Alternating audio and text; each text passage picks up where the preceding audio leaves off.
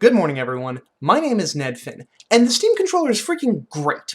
Like, it seems that the overall consensus on the thing has been generally pretty positive, but seriously, I cannot overstate how good the Steam controller really is. Amidst all the other options out there, I would absolutely say that the Steam controller is my favorite controller currently available. But more on that later. Let's get into the design of the thing, as well as the pros and cons, and then I'll get to my overall thoughts. Superficially, the Steam controller most resembles an Xbox gamepad, although Valve's offering curves inward rather than out. On the front, you have the home button with the Steam logo on it, start and select equivalents, 4 face buttons, a traditional analog stick, and those big old trackpads that kind of make the whole thing look a little bit like a startled owl. We'll get back to those later. You've also got left and right shoulder buttons and dual stage triggers at the top. Then, around the back, there are left and right grip paddle things. That's a total of 12 buttons, minus the home button, a thumbstick, and 2 trackpads. A lot of reviews have described the controller as feeling cheap, but I don't know. It's not that bad, really. I guess it's a little bit more on the lightweight side, and to be fair, the smooth, untextured plastic at the front does pick up fingerprints really easily. But as a whole, it feels sturdy enough. The controller uses 2 AA batteries as a power source,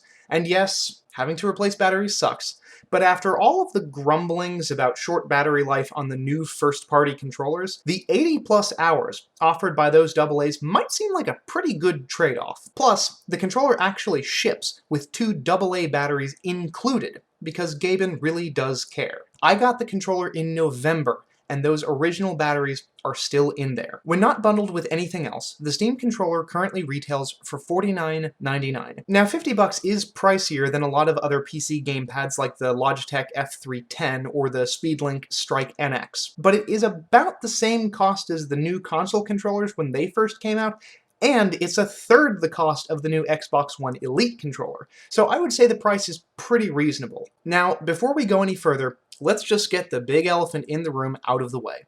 The Steam controller is weird. I mean, I love the thing.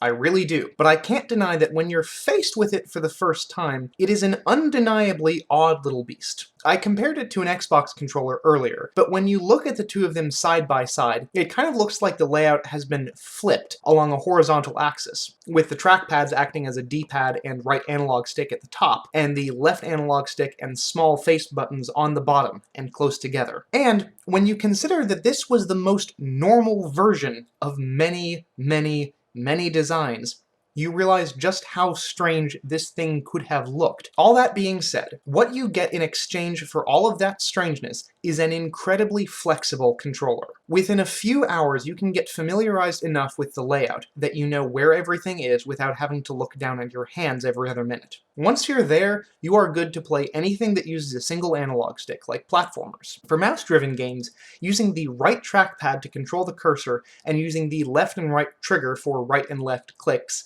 is actually very intuitive almost right out of the box, opening up everything from The Sims 3 to Roller Coaster Tycoon. The biggest hurdle for learning the controller is getting accustomed to using the right pad as a second virtual analog stick. This, I will admit, takes a bit of time. It can, however, be done, let me assure you. As evidence to this, here's a little bit of me using the Steam controller to play Dark Souls 3. As you probably know, this is a hard game where you do not want to be second-guessing your own input method, and I've played through the whole thing with that controller just fine. Although I did have to do some serious button remapping before I was 100% comfortable with it. Which brings me nicely to my next point. Holy crap, the customizability of this thing. Sensitivity, input types, soft and analog pulse for the triggers, the level of haptic feedback, and did I mention you can do modifiers?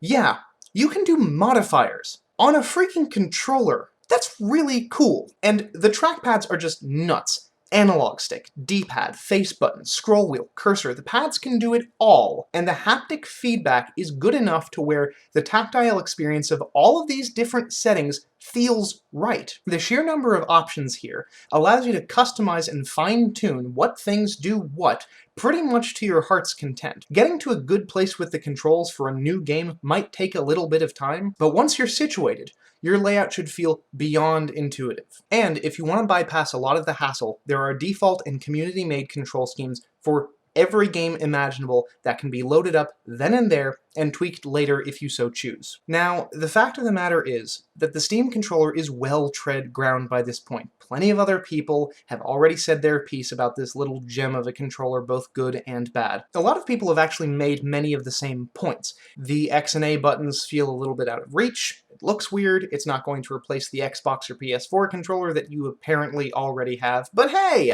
At least you can use it to play Civ 5 on the couch. Seriously, it seems like everyone has made the Civ 5 point, but that's beside the point. There are also some things that have been said that I think are just plain not true, like IGN saying in its review that it was difficult to blindly find dead center on the trackpads, when I personally have never had that problem. Then again, I think that there were a lot of problems with that particular review in general. But my biggest issue with the other reviews that I've seen is that most of them seem to assume that people already have one of the new first-party controllers, and that the Steam controller is thus kind of irrelevant as a regular gamepad, since you already have access to a more familiar input device. But what if that's not the case? Let me show you something.